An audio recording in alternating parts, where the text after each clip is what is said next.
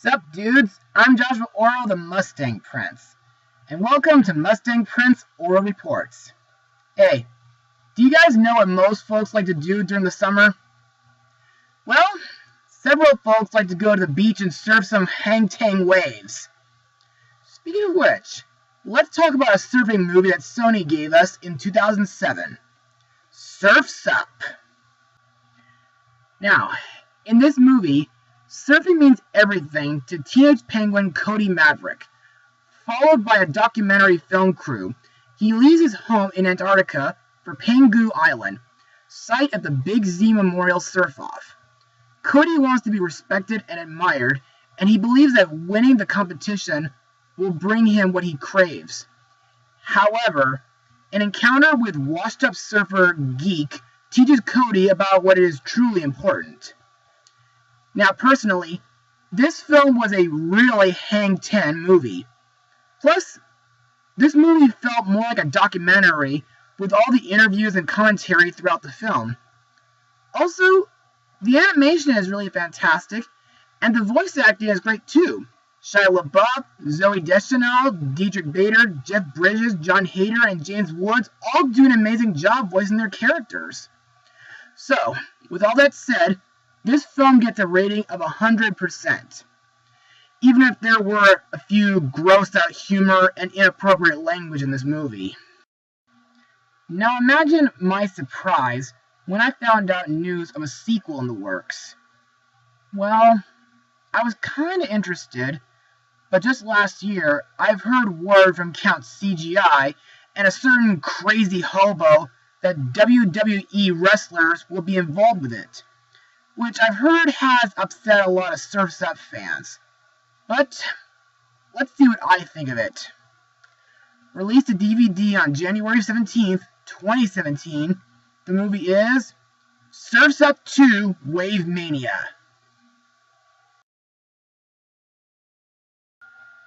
Now, let's get started.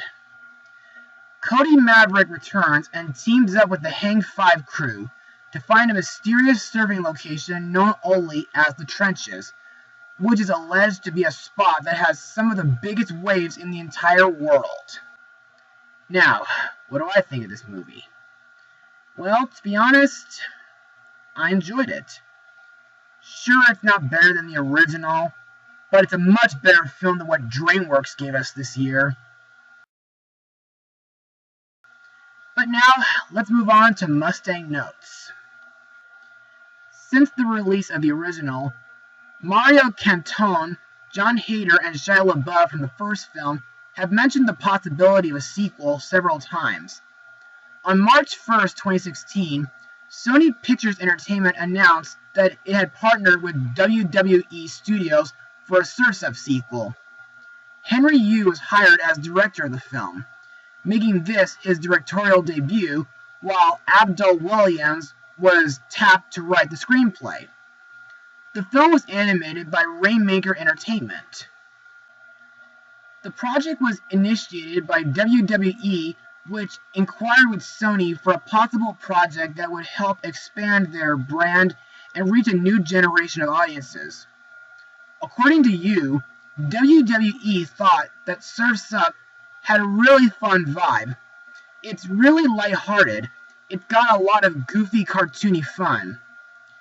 He also remarked that the film is about surfing, it's about sports, so they thought it was a natural fit. All character designs had to be approved by WWE. Now, I need to mention that WWE is no stranger to animation, because they did have some collaboration with a few films based on Hanna-Barbera cartoons, like Scooby-Doo, the Flintstones, and just recently the Jetsons. To me, the animation in this film is pretty good, not just with how the characters look, but everything from the oceans, the waves, the weather, and different obstacles Cody and the gang have to face while going through Slaughter Island to get to the Trenches, like surfing through a desert, hang gliding over lava, and much, much more. Also, in my opinion, the interviews, news broadcasts, and comments are really, well, the coolest things in the entire movie. And of course, the humor in this film is pretty good too, though sometimes a bit mature for younger audiences to watch. But anyway, let's move on to the characters and their voice actors.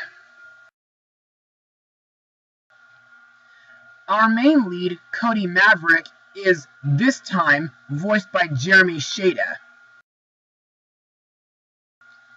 who has voiced in the foul-mouthed Team America World Police film. Cody is pretty similar, but different from the first film. He still has his love of surfing, but in this film, sometimes he goes a tad too far when competing against Tank, in order to join the Hang Five. Cody's wife, Lonnie Alakai, is voiced by Melissa Sturm, who has mostly done miscellaneous voice work, but just recently, she was Smurf Jade in Smurfs The Lost Village. Lonnie is a Gen 2 penguin who works as a lifeguard and surfing teacher. In my opinion, Sturm does a great job voicing Lonnie. Plus, I think she does really great when being there for her friends, and of course when keeping Cody from making himself look like a jerk in front of the Hang Five. Next is Cody's best friend, Chicken Joe, voiced by Napoleon Dynamite himself, Jon Heder,